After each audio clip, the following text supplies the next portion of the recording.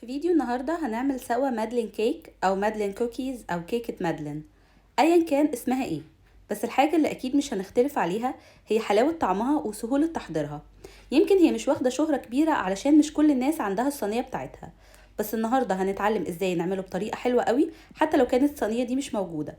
بس قبل ما نبدأ، لو دي أول مرة تشوفوني انزلوا حالا اشتركوا في القناة، ولو عجبكم الفيديو ما تنسوش تعملوا له لايك. يلا بينا نبدأ ونشوف هنعملها ازاي مع بعض. اول حاجه لازم اعملها اني احضر صينيه المادلين كيك، وهي معروفه بشكلها ده اللي هو زي الصدفه كده، وبتكون مش عميقه قوي. لازم ادهنها بطبقه كويسه من الزبده وادخلها التلاجة. الخطوه دي من الخطوات التحضيريه اللي لازم ابدا بيها علشان يكون شغلي مرتب، وده هيساعدني اني اطلع نتيجه حلوه. خلاص كده هشيلها في التلاجة وهبدأ في تجهيز خليط الكيك. عندي هنا 60 جرام من السكر الأبيض الحبيبات الناعم. هحط عليه معلقة كبيرة من بشر الليمون، وممكن كمان استعمل بشر البرتقال، بس انا النهاردة حابة اعمله بالليمون. ودلوقتي هقلب بشر الليمون كويس قوي مع السكر. وانا بعمل الخطوة دي بحس ان قوام السكر اتغير وبقى كأنه مبلول. هو مش مبلول ولا حاجة، بس الزيوت اللي في بشر الليمون خرجت منه، وده بيخلي نكهة الليمون باينة قوي في الكيك. انا بحب اعمل الخطوة دي جدا حتى لو بعمل اي نوع كيك تاني. بصوا بقى عامل ازاي، فعلا كأنه مبلول. انا دلوقتي خلاص وصلت للنتيجة اللي انا عايزاها. هشيل السكر ده على جنب وهبدأ في تجهيز باقي المكونات. في بولة تانية هحط بيضة. البيضة دي وزنها 60 جرام. مهم جدا اني اوزن البيضة او على الاقل اختار بيضة كبيرة.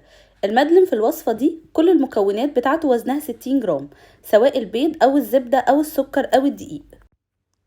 هخفقها كويس بالمضرب السلك اليدوي، مش محتاجة المضرب الكهرباء ولا حاجة، لحد ما تمتزج كده وتتجانس مع بعض. خلاص بقت بالشكل اللي انتوا شايفينه ده. دلوقتي هحط عليهم السكر وبشر الليمون. انا ما حبيتش احطهم من الاول لان السكر بيلزق على غلاف صفار البيض وما بيدوبش بالشكل المظبوط. علشان كده لو هتحطوا سكر على البيض دايما اخفقوا البيض الاول. هقلبهم كويس مع بعض لحد ما اتاكد ان السكر داب كويس في البيض، والخليط بقى ناعم ولامع معايا، ما عادش فيه اي حبيبات للسكر. خلاص كده بقى بالشكل اللي انتوا شايفينه ده. دلوقتي انا هحط له معلقه من الفانيليا السايله، وممكن نستغنى عنها ونكتفي ببشر الليمون، بس انا بحب نكهه الفانيليا في اي كيك. هقلب الفانيليا كويس لحد ما تختلط مع البيض والسكر. ودلوقتي عندي 60 جرام من الدقيق. انا لازم انخلهم فوق الخليط ده. مهم جدا ان احنا ننخل الدقيق كويس علشان الكيكه بتاعتنا تكون خفيفه وهشه. وهنخل معاهم كمان 2 جرام من البيكنج باودر. هي كمية بسيطة بس الكيكة دي مش بتكون منتفخة قوي ولا حاجة. هنخل الدقيق والبيكنج باودر فوق خليط البيض والسكر. ودلوقتي هقلبهم بالراحة بالمضرب اليدوي. هي مش بتحتاج مضرب كهرباء ولا حاجة، هي بسيطة جدا، بس المهم نلتزم بالمكونات ونلتزم بالتكنيك اللي بنشتغل بيه. انا كده خلاص المكونات عندي امتزجت والخليط بقى ناعم ولامع معايا. اول ما بوصل للمرحله دي بعرف ان كده لازم اوقف تقليب. بصوا هو ده الشكل اللي انا عايزاه. دلوقتي هضيف له الزبده. عندي هنا 60 جرام من الزبده. انا مدوباها ودرجه حرارتها من 40 ل 50. ما ينفعش تكون اقل من كده او اعلى من كده. علشان كده بدوبها على حمام ميه. مش بحب ادوبها على النار المباشره او في الميكروويف علشان ما تفقدش جزء من وزنها، لان الزبدة فيها نسبة كبيرة من المية ودي هتتبخر لو سخنتها على درجة حرارة عالية. هقلب المكونات مع بعض لحد الزبدة ما تمتزج مع خليط الكيك بتاعي. خلاص كده بقت بالشكل اللي انتوا شايفينه ده. هي الخطوات كلها ما بتاخدش معايا 10 دقايق والكيك بيكون جاهز. خلاص كده دلوقتي هغطيه بستريتش وهسيبه في التلاجة لمدة ساعتين على الأقل، وممكن كمان أسيبه طول الليل. اوعوا تحاولوا تخبزوه قبل ما تعدي المدة دي، مش هيطلع حلو أبدا. بعد ما سبت الكيك في التلاجة لمدة ساعتين، دلوقتي هطلع الصينية اللي دهنتها بالزبدة وهرش عليها طبق بسيطة من الدقيق، واتأكد ان الدقيق غطاها كويس قوي. بعد ما اتأكدت انها اتغطت كويس جدا بالدقيق، هنفض كل الدقيق الزيادة ده بقى على ورقة زبدة.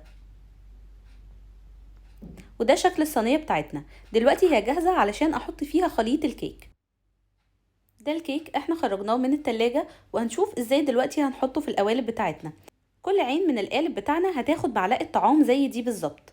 ممكن نستعملها وممكن استعمل معلقة الطعام العادية، لكن ما ينفعش اني استعمل سكوب الايس كريم لانها هتكون كبيرة قوي عليها. قبل ما اخد من خليط الكيك لازم اقلبه كويس الاول ويبقى عامل زي خيوط الصوف كده، الفه على بعضه بالشكل اللي انتوا شايفينه ده. ودلوقتي هبدأ اخد معلقة معلقة واحطها في القوالب.